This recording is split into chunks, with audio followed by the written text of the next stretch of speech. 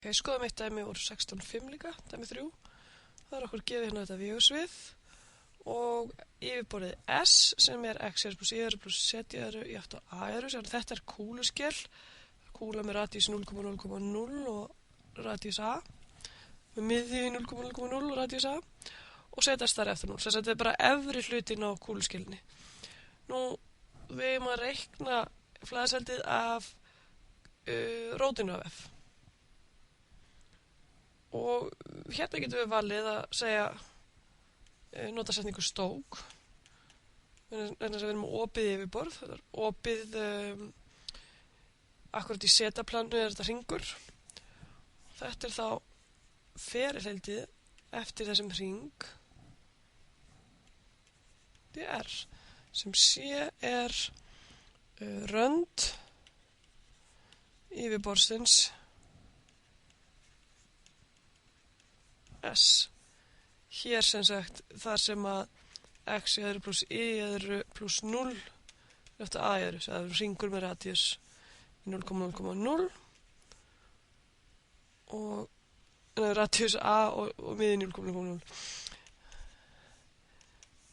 og þetta er akkurat það sem zeta er jafnt á 0 sem þessi hérna hringur liggur. Þannig að til að stika allt þetta svæði, þess að þetta ekki bara hringur, þetta er allt hérna svæðið innan. Það er svæðið D en ferillin minn C er það sem að er ferillin í kring og það fylgdi ekki sögun í textan mínu fyrir ofan en það fylgdi dæminu að þetta veri stikað út af við þegar normalin bendir upp úr kúluskelinni. Það þýðir að ferillin hérna verður átt að rangsælis samkvæmt hægri endareglu. Nú, við skulum stika ferillin okkar C.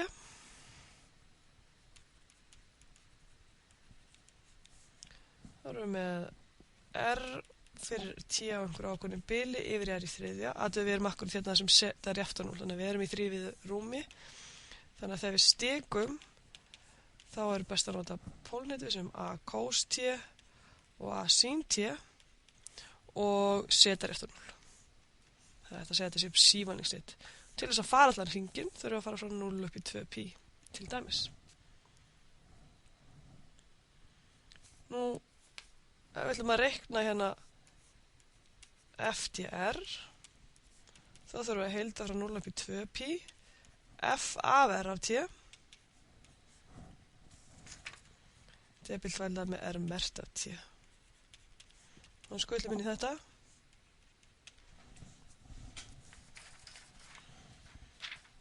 Og við sjáum hvernig er F mitt með við stikunna. Ég fæ 3 sinnum uppslán, þetta hérna er uppslánum mitt, þannig að 3 sinnum, ég ætla ekki að skrifa þetta sem vegurinn, A sinus T, mínus 2 sinnum x sinnum zeta, mínus 2 sinnum x sinnum zeta, sem er þá 0, og pluss x í öðru mínus y í öðru. X í öðru það er þessi, mínus y í öðru sem er þessi. Þannig að fæ ég a í öðru cos í öðru T, mínus a í öðru sin í öðru T. Og debilfældum við þennan hérna diffra, þannig fáum við mínus a sinus T, fáum a cosinus T og 0. Þetta verður heildur á 0 upp í 2π, mínus 3a í öðru sinus í öðru T, 0 sinnum þessi pluss 0 sinnum þessi hérna. Þannig að þetta verður alltaf sömt hérna. Heildum finnum stafallega þessu og fáum að þetta er 3a í öðru π. Þetta var þess að niðurstaðan ef við notum stók. Ef við æfum okkur aðeins í efni kafla 15.6, þar sem við hugsa með yfirborðið, þá getum við hugsað þetta sem, þannig að ég ætla að reikna dæmið upp á nýtt áður sem nota stók. Nú get ég sagt, þessi hérna kúlskel, flæðið upp úr henni. Það er einhvern veginn svona þessum kannski ofið. Ef ég ætla að flæða upp úr hérna kúluskelin alls staðar í alla mögulega áttir, þá er það sama flæði, allt það flæði þarf að fara í gegnum hringinn hérna niðri. Þannig að það er flæði í gegnum hérna grunnhringinn. Og það get ég gert vegna þess að það er það eiginlega að gera þannig, vegna þess að Það er auðvelt að finna normal hérna upp úr skífunni. Normalin hérna upp úr verður bara K. Það er líka hægt að stíka yfirborðið með kúlhnutum og þá erum við með almála formúlu fyrir hvernig normalin er. Það er sannlega hægt að gera það. Þá svo segir mér hugsamt að þetta verði ekkert mjög þægilegt í kúlhnutunum. En við skulum pröfa að gera þetta út frá hugmyndinu að nota hérna flæðið sem fer í gegnum hérna grunnringinn sem sama og fer upp úr allstaðar. Og þá segir við náttúrulega ég ætla að undirstrika þetta er annarkvort svona eins og ég gerði fyrir ofan eða segi flæðiseildið mitt af rótin af F. Það er sem sagt þetta skrifa það sem flæðiseildið af rótinu F af NDS og N hér er svo einfalt. N er bara K. Það er með skífu sem liggur akkurat í Z eftir 0 upp úr því yfirborði bendir akkurat normalin K sem er lengdina 1. Og þá vantar okkur að vita hvað rótið er. Og þetta K er bara 001 vegurinn. Þannig að það geti verið einfalt hérna heildið mitt. Við reiknum rótið fyrst. I, J, K og þetta hér er þetta DDX, DDI, DDZ og skrifum F við okkur hérna. Það er að færa okkur hérna til að sjá hvernig það var.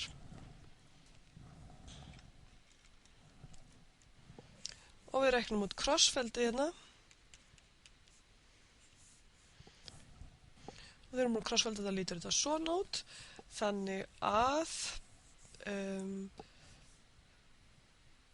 rótið af F krossfaldað við K-vegurinn verður einfaldlega, við getum skrifað þetta minus 2i plus 2x minus 2x og minus 2z minus 3 fyrirgeðu ég skrifað krossfeldi, ég er að meina bara, ég er að reikna þetta hérna, þá er þetta bara að vera debilfeldið.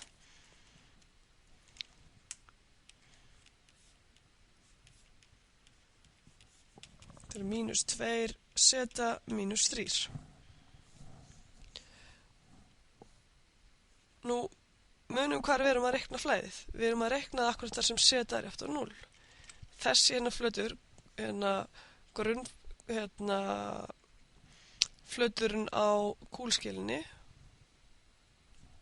er akkurat þar sem z er eftir 0. Þannig að þetta hér verður bara minus 3, 0 plus minus 3. Þannig að við skulum setja upp hvernig heildið okkar er hérna. Heilda cross F dot NDS.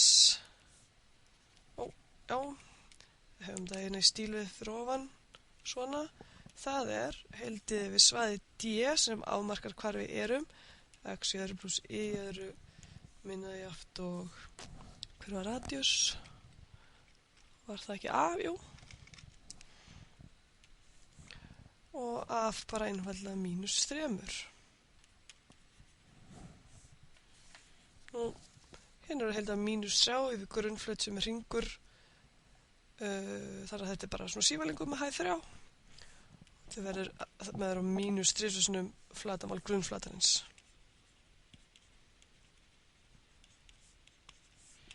Minus 3 A í öðru pi. Þannig að þetta var svona í anda kafla 15.6 sem við fundum hérna NDS og þetta var út frá hugmyndinni að flæðið í gegnum kúlskilina er að sama og flæðið bara upp í gegnum hérna grunn yfirborðið hérna.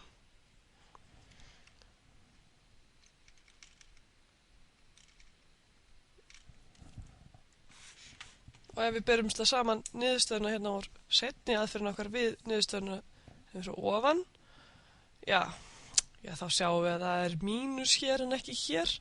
En það er nú einfaldlega bara vegna þess að ég glemdi að skrifa hérna áðan. Það náði þetta að vera meina, þetta minus 3a í öðru hérna, það sýns í öðru sem hafa verið pi. Þannig að niðurstaðan er svo sama sem eru góða fréttir. Þetta er svona tvær leiðir til að leysa saman hlutin.